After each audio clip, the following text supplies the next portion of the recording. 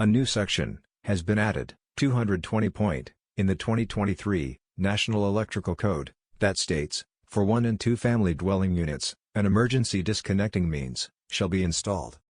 Subdivision A1, which covers location, states that the disconnecting means shall be installed in a readily accessible outdoor location, on or within sight of the dwelling unit. Subdivision A2, which covers rating, states that the disconnecting means shall have a short circuit current rating equal to or greater than the available fault current. Subdivision A3, which covers grouping, states that if more than one disconnecting means is provided, they shall be grouped. Subsection B, which covers identification of other isolation disconnects, states that where equipment for isolation of other energy source systems is not located adjacent to the emergency disconnect required by this section, a plaque or directory identifying the location of all equipment for isolation of other energy sources shall be located adjacent to the disconnecting means required by this section. The informational note states that C 445.18, 480.7, 705.20, and 706.15 for examples of other energy source system isolation means. Subsection C, which covers marking, states that the disconnecting means shall be marked as emergency disconnect.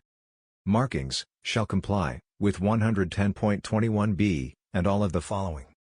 Item 1 states that the marking or labels shall be located on the outside front of the disconnect enclosure with red background and white text.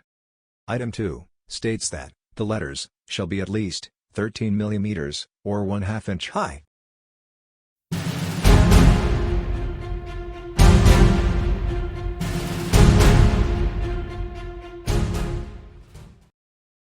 This revision correlates with existing requirements for service-supplied dwelling units and the revisions in 230.85.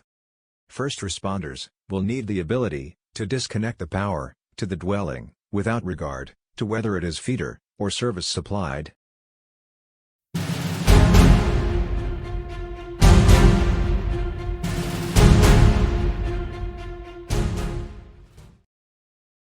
The correlating committee corrected the reference for generator disconnects to 445.18.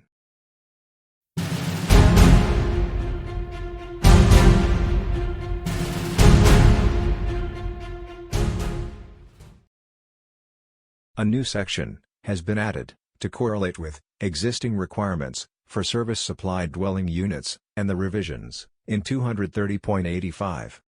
The new section will help first responders and provide the ability to disconnect the power to the dwelling without regard to whether it's a feeder or service supplied.